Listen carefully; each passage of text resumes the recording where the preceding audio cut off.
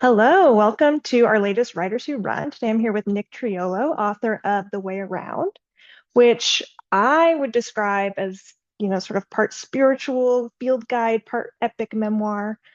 You can correct me if that's incorrect, but just some background for those of us who are listening. Nick and I first met when we worked at our Outside Run specifically. He started with Trail Runner, and I was with Women's Running, and then that all kind of merged at some point into Outside Run, and we had some overlap. And then this book was published shortly after that. Is that right? Yeah, that's right. July of this year. Yeah. hmm Oh, this year. Okay, yeah, Yeah.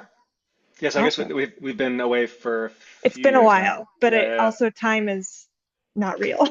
Time is So, not real. Time is not real. yeah, yeah. Okay, one notion that I really want to talk about with this book, so I'm just going to jump right in, is in these interviews, I often am talking to people who, kind of use running as a way to like come to the page, whereas or physical movement in general. And I found with your book, you're kind of talking about your physical practice and being brought there via literature. And the poet Gary Snyder, who I was not familiar with, and also the other like sort of religious texts that you are talking about in the book. So I guess my question is like, how do you see the mental practice of writing connected to your physical pursuits? Yeah. They're so uh, Melissa, they're so deeply connected. Um, I don't actually know what it would feel like to have one without the other. Uh-huh. Um, it's almost as if yeah, I think the distance from the page, distance from the kinesthetic inertness of sitting at a desk with notes and transcripts and writing bad drafts over and over again. One of my practices when I write is to read my work out loud, and so I'm like sitting in my office like a dummy, reading out loud like a crazy person. Mhm. And so my physical practice is really a counterbalance to the more cerebral and the more, yeah, I guess inertness or the yeah, it really helps sort of open the pores for me. Mhm. I literally don't know what it would feel like to not have a movement practice. And I think that I was talking to somebody recently who is a friend of mine and also sort of a sub-elite marathoner who writes, this guy Peter Bromka from Portland, Oh great, yeah, I've heard of great him. person to have Yeah. on your show. Yeah. Um, he is writing a memoir also. And one of the things I told him was like, this might sound cliche, but it's true. Um, so much of like the discipline or the infrastructure, the architecture, the scaffolding that I've figured out how to hang all my training on for running, I guess, Hmm. has also really become helpful in the discipline of writing every morning. Okay. Even something as simple as like this sounds maybe you've already heard this a million times, whoever's listening, but you have a goal, you have like a goal race or something, and you sort of reverse engineer like how do I how do I build up my body to absorb the necessary stress, in the musculoskeletal stress, so that when I get to game day or the race day, it won't be completely unfamiliar. And for writing, often when I work with like editorial clients, I'll often be like, okay, we want to get a book proposal in by March of 26. To get that in, but we need to understand the anatomy of a book proposal. And the Hmm. anatomy of the book proposal has six different parts. And if we have X amount of weeks to get this book proposal into a potential sort of, agent or something, can we work on two of these six components this week and two components next week? And so we get kind of like over rotate on the Hmm. structure. And I'm not necessarily a type A person by nature, but I think running, the physicality of running and the practice of training has actually kind of bled into just getting like word count done and actually Hmm. seeing some sort of like gamification of it so that like getting to whatever like preparation or sort of end goal you want, whatever that is, whether it's a book proposal or submitting, pitching a magazine or something. Um, for me, that helps. That's like helped me kind of be like, if I want 5,000 words by January, what does it mean to like get there every day? How can I distribute that out as like as evenly as I can throughout my Sure. weeks? So anyway, that's a long-winded answer. So you're like a deadlines guy. You like to like that's like race day, right? The deadline you're giving yourself. Melissa, sometimes, and other times, sometimes, particularly when it came to writing this book, um, I really needed to set deadlines for myself that were totally arbitrary. Not Hmm. arbitrary. There was a deadline, there was a contract, but I really needed to almost like lie to myself that it had to be done by this day or else, Uh-huh. yeah. And that then turned into saying no to other things or really like getting up at 5 in the morning and um, punching out a couple thousand words or yeah. Hmm. For me, that helps. Not for everybody. So what can you elaborate on what your creative process was like for this book specifically? Yeah. It was a long process. It was several years. In the production of this, it really looked like a sort of it came in fits and starts. Like there was lots Hmm. of like it almost felt seasonal in some ways, where I would have like a 6 month chapter where I would be getting up every morning and I would be either be writing towards word count or revising, editing. Um, so this came out in July. It's about 45, it's sub 50,000 words. It's actually a pretty short book.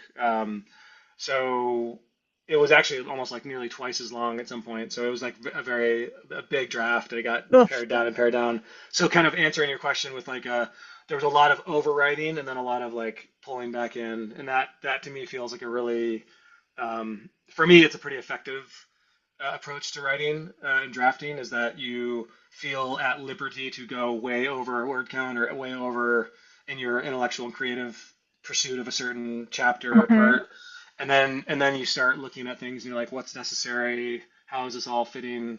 Um, Another thing I'll say on that note is that there are three big parts to this book, which is a pretty classic structure to a book, but there were at one point there were seven.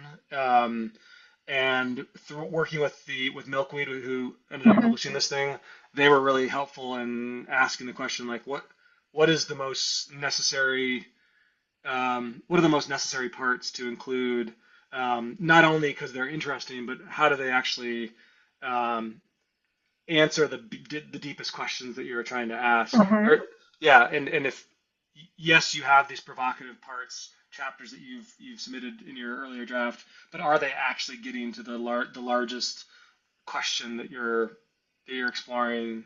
And so that was one of the best ways in my process of actually like, and I would recommend that to anybody. Like, the more honest you can be about the deepest question of your book, Hmm. like, or the yearning, the longing, that actually helps like build you a rubric for understanding what to include and what not to include. And I think for me, I would go back and forth in my process of like writing a bunch, feeling really good about what I wrote, and then it like wouldn't somehow fit in the larger project. And it was because I didn't quite know what I was saying. Like I didn't Hmm. quite know exactly what I was trying to do in this book.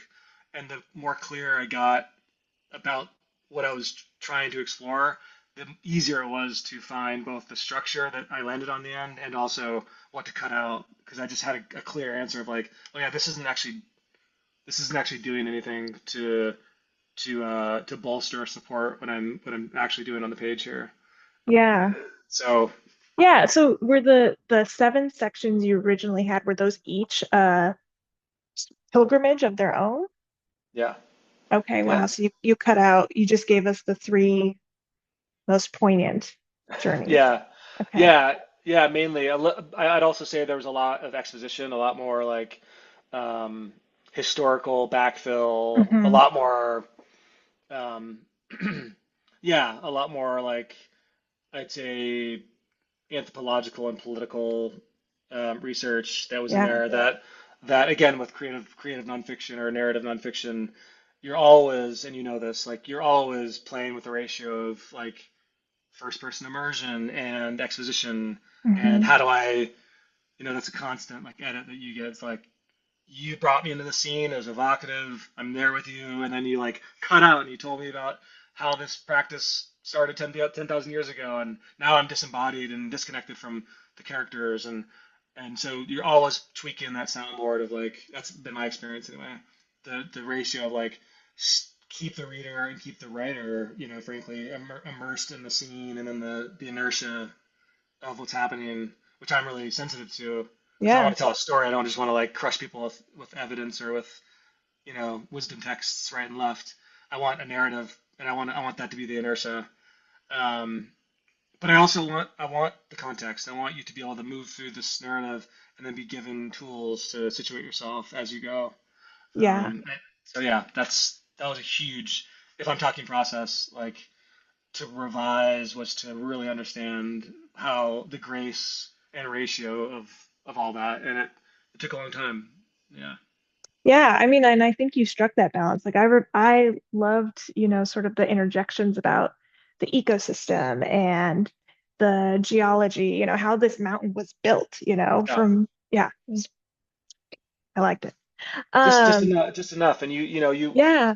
I'll say this, and probably everybody you've had on the show says it, and it's maybe goes without saying, but like the number one thing I did to kind of up level was read so much. Not Mm-hmm. read for the book, not that utilitarian, but just read to hear um, other people's voices, because that's what we're doing here. We're cultivating voice, Hmm. but also reading for structural. Like you're reading other narrative nonfiction writers, the Didions, the McFarlanes, the whomever, where they've found a way to they've spent a lot more time than we have trying to understand what that feels like and looks like on the page. And so I spent a lot of time reading and like almost like writing notes on how many pages did Craig Childs talk about the geologic foundations of X, and then he's like he pivots back into his first person immersion, and then he like go. So I would Hmm. do a lot. I would like spend time with some of that math, which I had no business. Math is, yeah. You don't want me to you don't want me to tutor your kid math because it's a sad thing. Oh Yeah. gosh, me neither. Um, yeah, the structure, sort of each section felt circular in itself, which, sort of the overarching theme of this is circular ambulation. Am I saying that?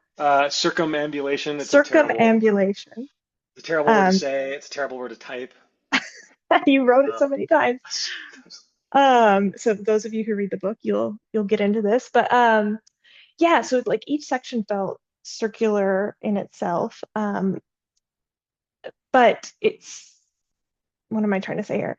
I guess I found it interesting that like each pilgrimage, one, two, three, seemed the first one seemed physically to be the hardest, and then it kind of seemed to get easier physically, but harder mentally, mm, emotionally. mm. And I was wondering if that was intentional or if you had any thoughts on that, on my take on that. Yeah, I love that. That's actually sort of a new. I really appreciate that read. Um, One of the things I wanted to do, an answer might be one of the things I really was curious, and I'm not sure if I succeeded or not, but was that I wanted to invite people to a specific landscape in all three of these stories, Hmm. and so you become really intimate with the actual. And this gets to your question about sort of the circular architecture, because what I longed for, what I was trying to go for was this inviting someone to like a place, in the first part, for example, we're headed to Western Tibet to the Mount Kailash, and so we're going to this place and you're learning about this mountain and this practice, but then as you're actually kind of like entranced by the place, you're starting to like meet and learn about a particular character, Hmm. in all three of these parts. In the first one, it's Pierre. The second one, it's Laura. Third one, it's Joe. You meet all three of these people, and so they end up actually becoming sort of parallel gravitational centers, Hmm. where you go, you like come for the mountain and you stay for the humanity or something. Like Hmm.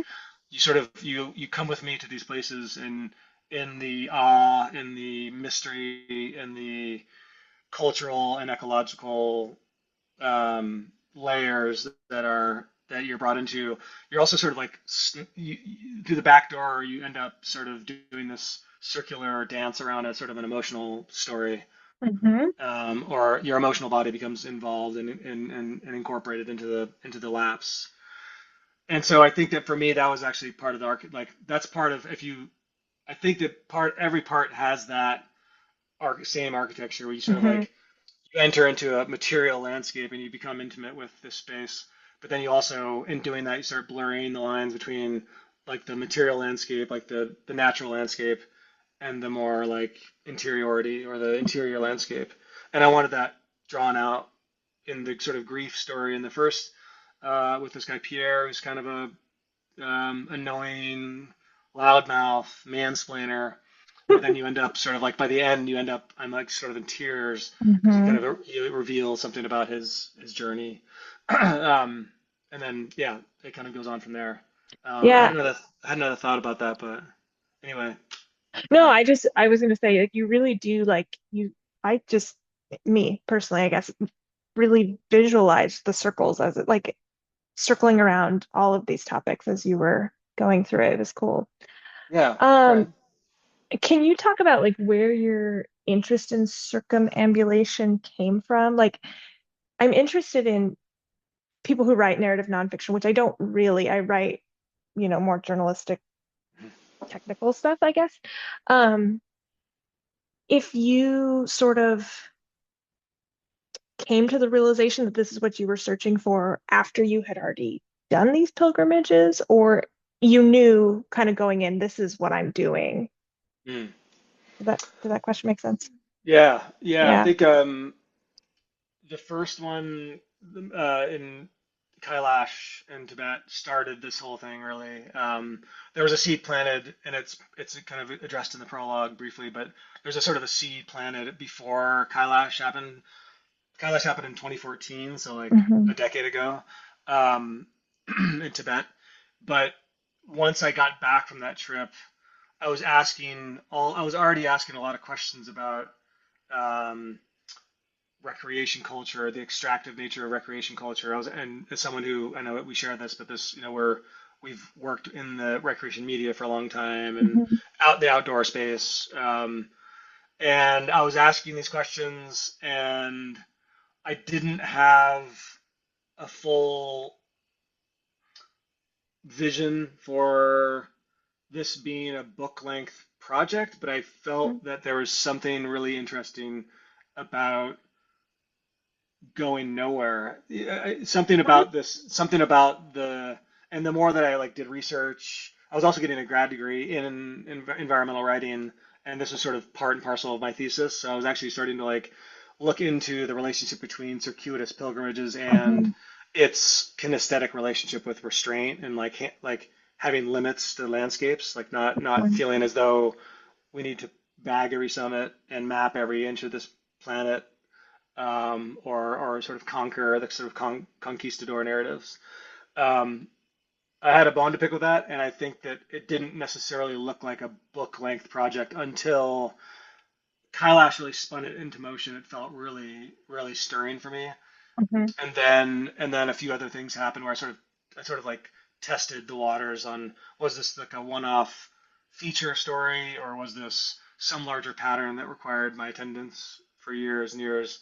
And I tried lots of ways in, and in the end, yeah, it sort of like took into something that felt like it could be a book length project. Hmm. Um, yeah, So are you still into the idea of, sort of circling mountains, or has that itch been scratched?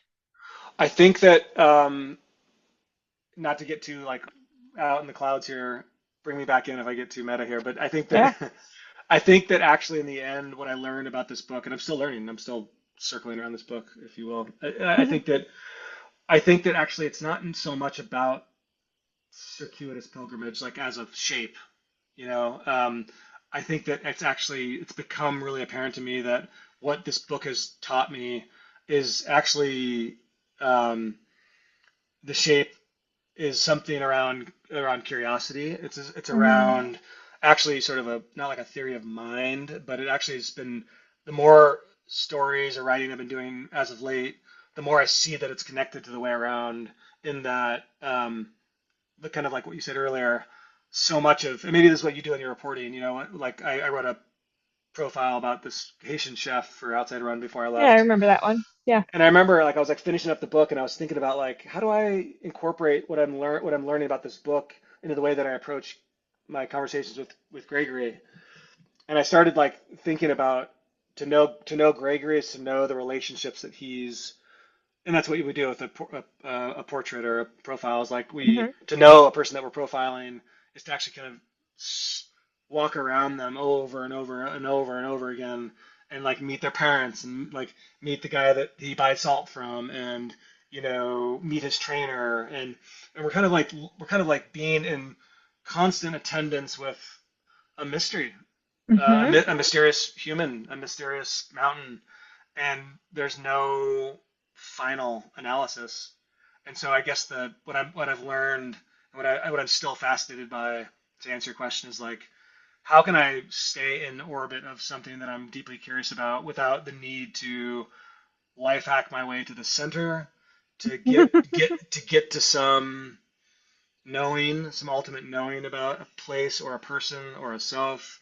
And in fact, like the orbiting is actually the shape of intimacy of Hmm. attendance to the whole package of whatever we're curious about. So I guess I'll just say that it's like been a part of my process now that feels really like holistic and it feels like respectful Yeah. and it feels like restraint. It feels like humble and restraint. There's like some sort of restraint in the DNA of it. Hmm. Yeah. Um, so in the book, you talked a little bit about your relationship with ultra running and kind of that like, I don't know, need to tackle all of um, these different races and how that's changed, on this journey. Has that stayed? We talked a little bit before we started recording how you're gonna be running a 50K. Um, and sounds like you're going into that without expectation, right? Yeah, in fact, I don't know. I just shared a donut with Brendan Leonard, who's like I don't know if you know Semi Rad. He's a friend of mine here in Missoula. He's a writer and a runner. Okay. Um, and anyway, we shared like apple fritters, and he's like big apple fritters, and he's like, man, you could probably just run a 50K eating only one fritter. Do you think you could do that? I'm joking. I might actually try this, but I think that part of me is approaching this thing we call running and this thing we call competition with a lot more levity Hmm. um, and a lot more, um, I guess, play. Hmm. Um, yeah, I've done a lot more like long distance, like lightweight backpacking, and I guess fast packing would be a word that we describe it. Less kind of obsessive training. Like my whole year isn't like a training plan as it once Hmm. was. Yeah.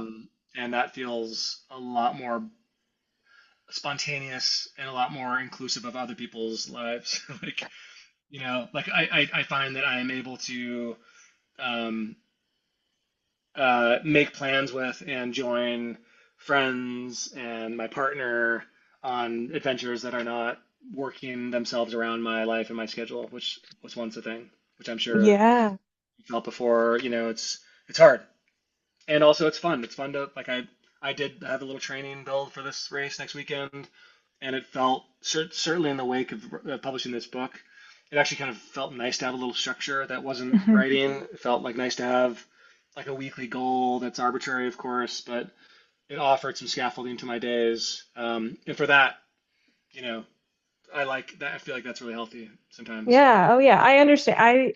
I feel like I'm leaning into this idea that of seasonality, right? Like I can be rigid on this thing for this season and it doesn't have to go on forever. Yes, exactly. Yeah, Totally. yeah. I feel Yeah. like life is a little more sustainable that way. Yeah.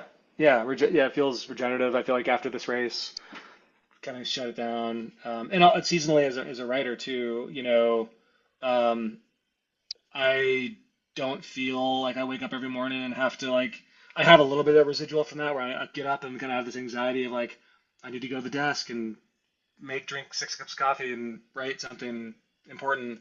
Yeah. And I don't feel that way right now, and it feels actually really helpful. Seasonally, it feels helpful to like go fallow for a few months and just play. I'm like writing a little fiction. I'm just like reading a ton and reading other people's work and taking notes and just tracking patterns of curiosity right now. And I'm not. Mhm. It's not. I don't feel a deep structure on like got to get that next book proposal in by next spring or it's. Mhm.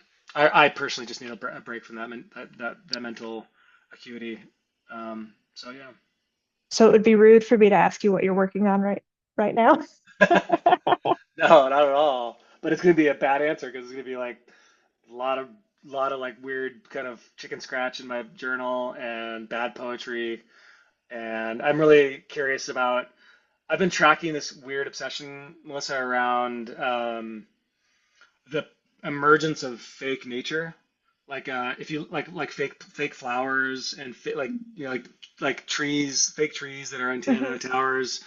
Um, I've been like I like interviewed this woman who installs like fake ferns and flora in corporate offices in the Bay Area, and it's a whole business. It's a whole business of like mimicking nature to evoke like a feeling of awe and comfort with these plants that you never like get close enough to understand are actually not real. And so it brings up all these questions for me about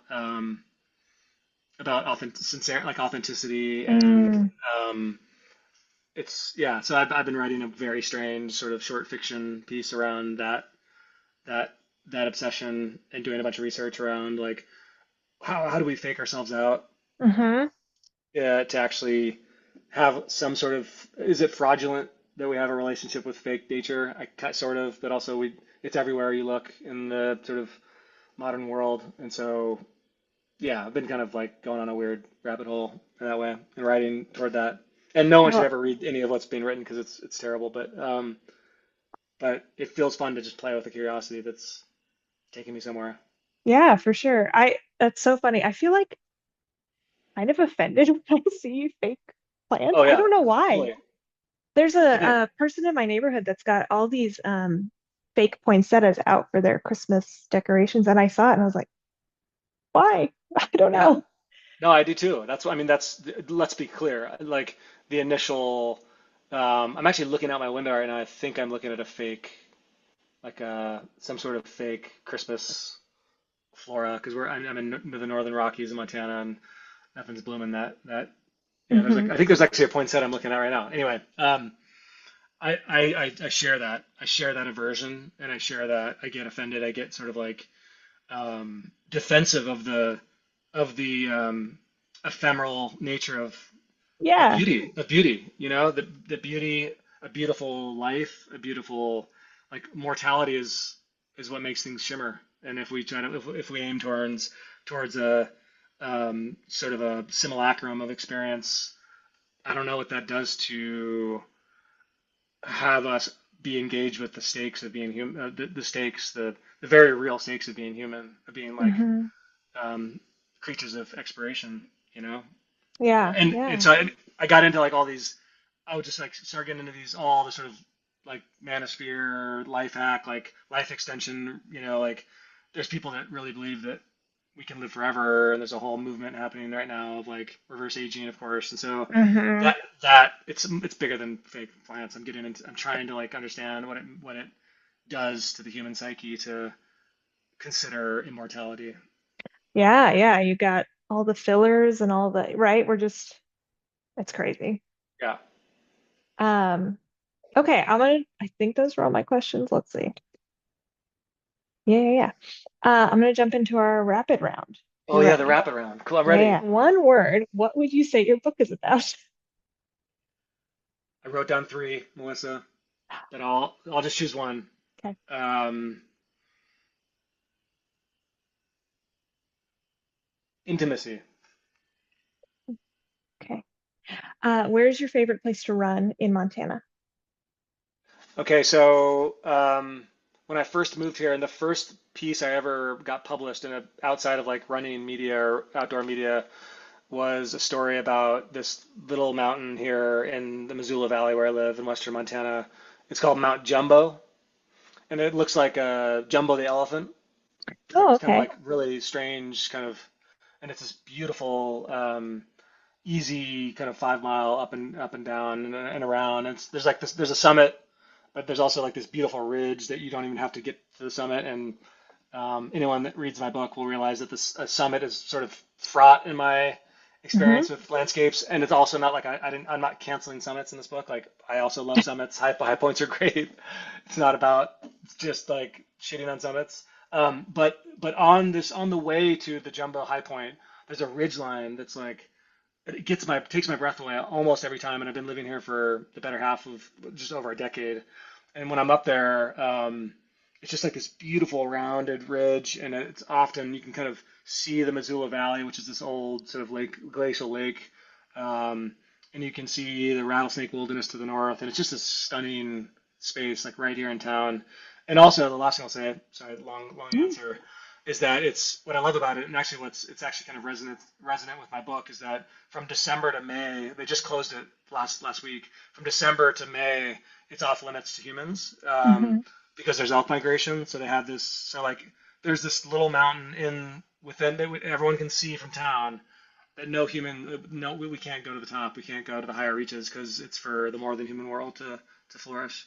And I just love that. I love that. That's like a good thing. I think that's a good thing culturally to see something that's like hands off in the landscape.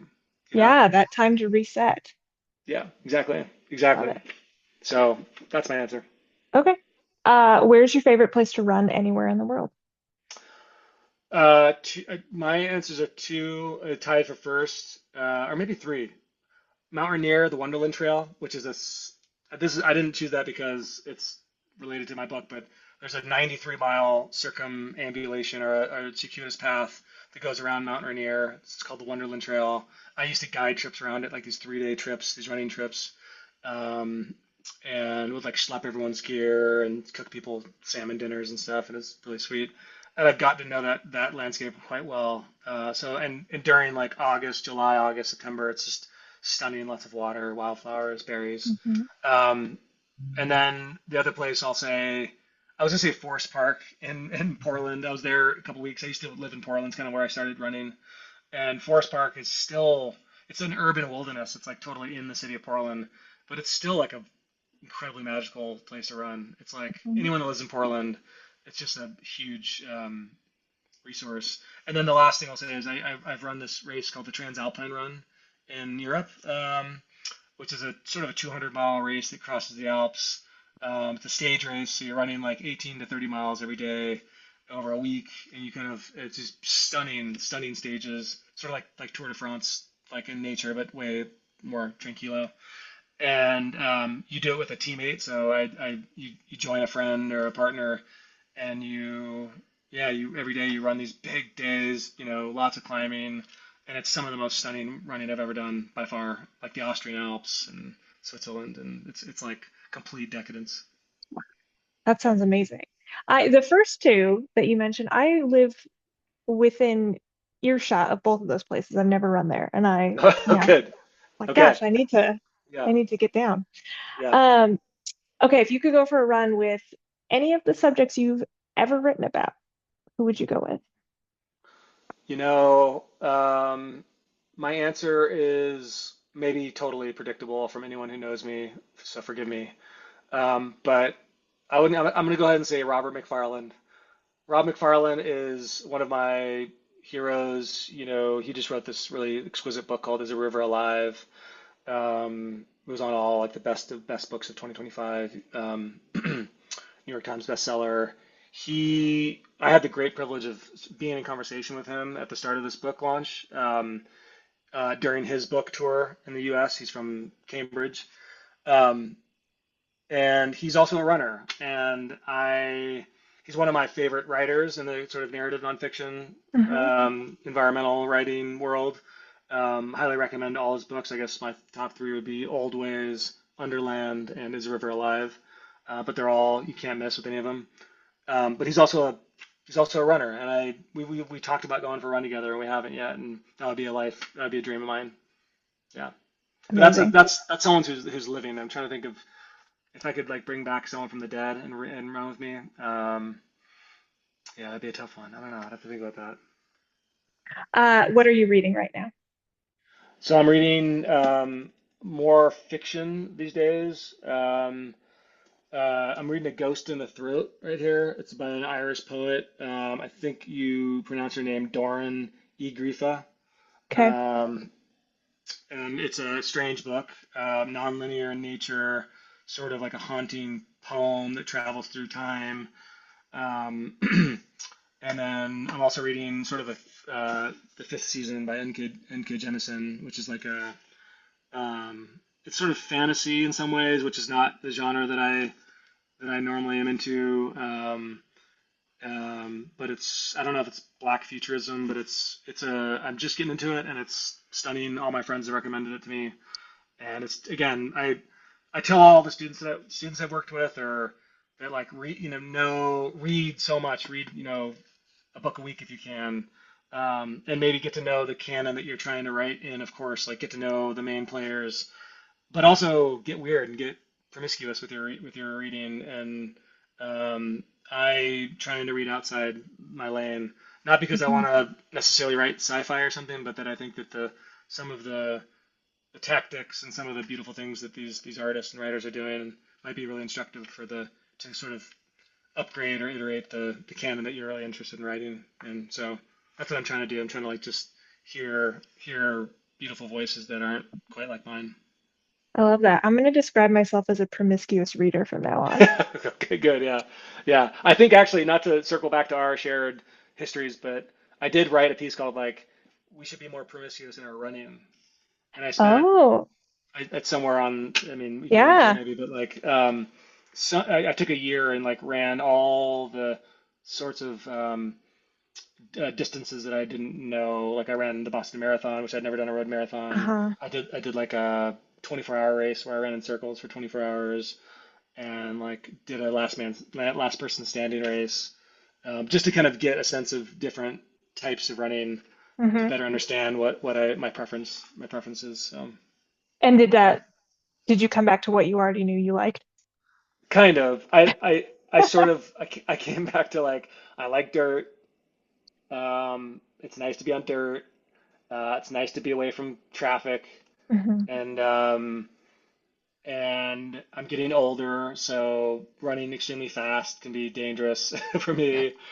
But it's also fun to feel like you're running. Like, you get into the ultra space too far, and it's like it feels like yeah, I was getting into these last person standing races where it just felt like I was almost drifting away from the thrill of running fast. Like Hmm. actually like moving like an animal kind of. So yeah, I kind of came full circle back to the what I knew I loved, but it was nice to like drift away from it for a little while. Yeah, I'll have to find that article and read it. Yeah, it's probably not excellent, but it's somewhere in there. Oh, I've got a lot of not excellent stuff up there for sure. Don't we all? Yeah, yeah. Yeah, I mean, shitty first drafts, right? Gotta lean into Yeah. it. Yeah, thanks, Anne Yeah, Lamont. yeah. Okay, I think that was everything. Thank you for joining me. Thank you so much, Melissa.